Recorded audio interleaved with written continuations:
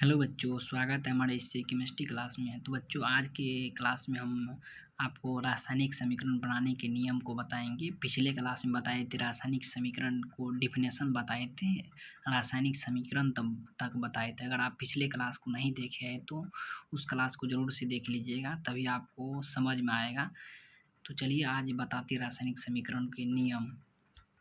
रासायनिक समीकरण बनाने के नियम देखिए, एक नंबर में आपको है अभिक्रिया के अभिकार को उनके संकेतों या अनुसूत्रों के पदों में समीकरण के बाईं तरफ रखा जाता है।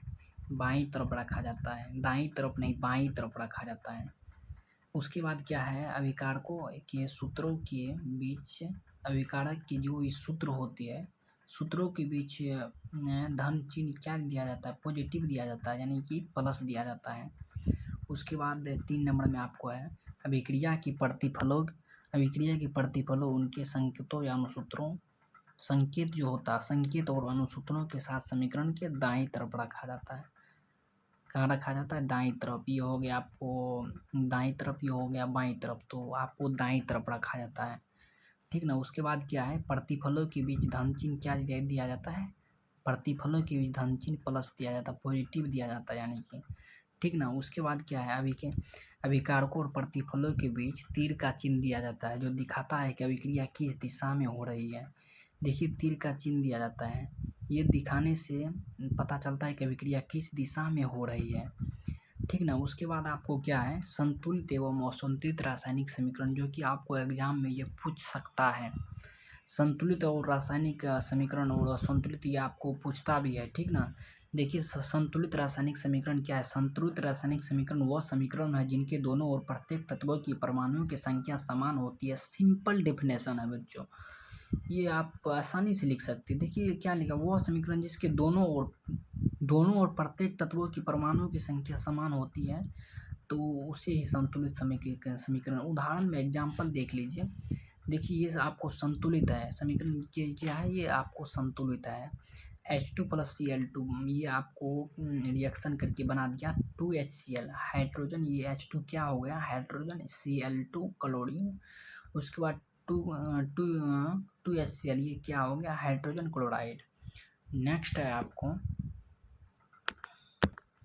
नेक्स्ट है असंतुलित रासायनिक समीकरण, वह समीकरण जिनके दोनों ओर प्रत्येक तत्वों के परमाणुओं की संख्या समान नहीं होती। इसमें असंतुलित मतलब इसका उल्टा हो गया, असमान, असंतुलित।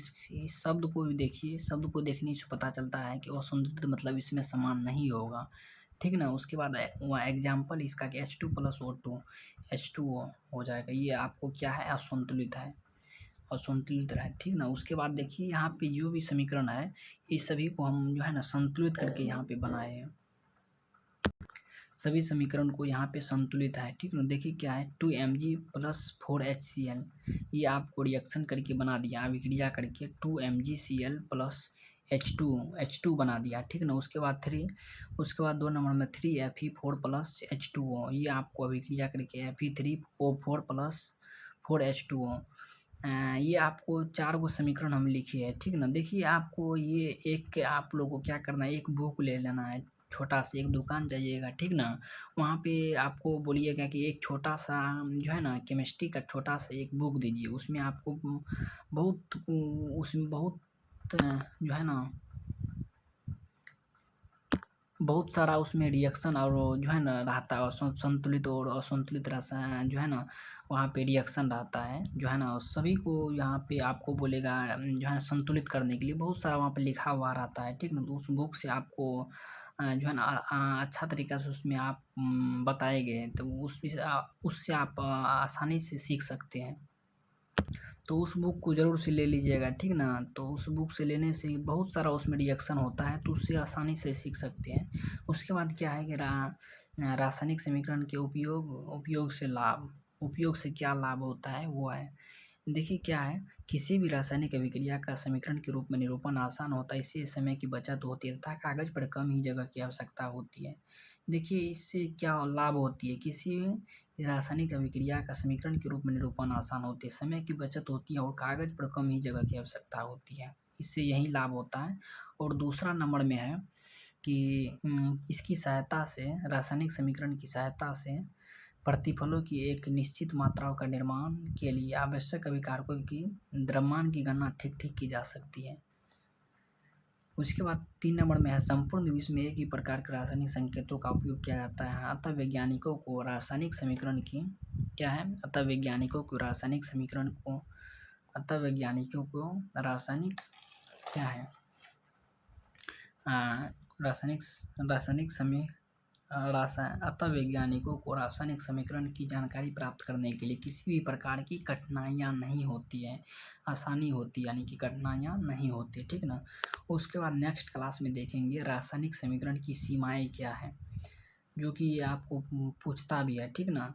तो इतना आपको याद करके आना है, क्योंकि देखिए आपको पीछे में बहुत सारा आपको पढ़ाए है, जितना भी आपको देखिए बच्चों क्या है, जितना भी आपको पढ़ाते जाते हैं सभी को अभी से याद करते जाना है, क्योंकि एग्ज़ाम के टाइम में याद करना बहुत मुश्किल हो जाता है। अभी से अगर याद नहीं कीजिएगा तो फिर आपको एग्ज़ाम टाइम में मुश्किल लगेगा, ठीक ना। तो अभी से जो भी आपको पढ़ाते जाते हैं सभी को याद करते जाना है, ठीक ना। नेक्स्ट क्लास में मिलेंगे बच्चों, तब तक के लिए जय हिंद बच्चों।